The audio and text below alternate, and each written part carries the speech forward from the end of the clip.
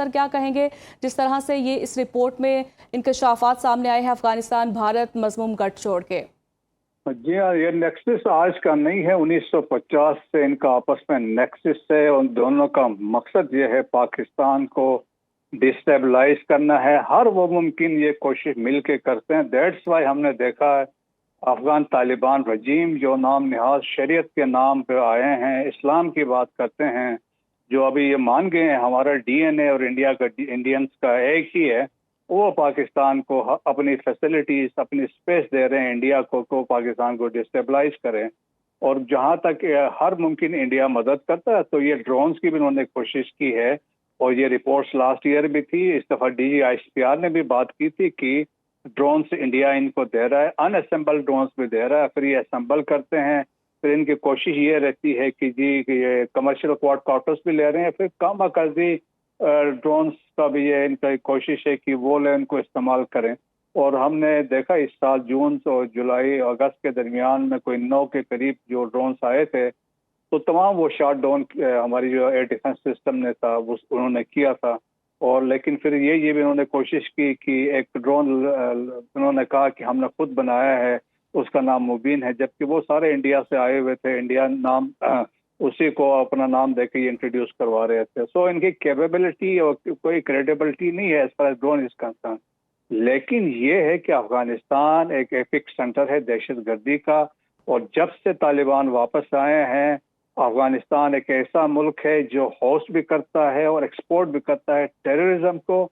और दुनिया की तमाम जो अभी तक हमने देखा है तमाम जो रिपोर्ट्स आई हैं, चाहे वो यूनाइटेड नेशन की थी, सिगार की रिपोर्ट थी, रशिया की फॉरेन मिनिस्ट्री की रिपोर्ट्स थी, और इसके अलावा USA की डायरेक्टर नेशनल इंटेलिजेंस की रिपोर्ट्स थी कि जो तालिबान है वो वहाँ पे फैसिलिटेट कर रहे हैं दहशतगर्द ग्रुप्स को। जो थ्रेट है न सिर्फ सेंट्रल एशिया को, हमने सेंट्रल एशिया पे ताजिकिस्तान में हमले देखे, फिर इन्हीं लोगों को बॉर्डर क्लैशेस हमने अफगानिस्तान के ईरान के साथ देखें, फिर पाकिस्तान में तो दहशतगर्दी ये तो 1947 से बाद से अभी तक करवा रहे हैं और वो इंडिया की मदद से करवा रहे हैं। तो ऑपरेशन जी बिल्कुल इंडिया की मदद से ही दहशतगर्दी करवाई जा रही है। मसूद साहब हमारे साथ ही रहेगा। ब्रिगेडियर रिटायर्ड हारिस नवाज साहब ने भी हमें ज्वाइन किया है। हारिस साहब बहुत शुक्रिया सुना न्यूज़ को टाइम देने के लिए। भारत की अफगानिस्तान को दी गई ड्रोन टेक्नोलॉजी भी नकारा निकली है, जिसे पाक फिजाई के दिफाई निज़ाम ने नकारा कर दिया है। क्या कहेंगे आप इस पर? देखें, ये बिल्कुल भारत उनको सपोर्ट कर रहे हैं, लेकिन बात असल में ये कि ये बहुत पुरानी टेक्नोलॉजी है, रूडिमेंट्री है, और 2026 में जब भी इन्होंने कोशिश की है पाकिस्तान एयरफोर्स ने इमीडिएटली इनको हटा दिया है।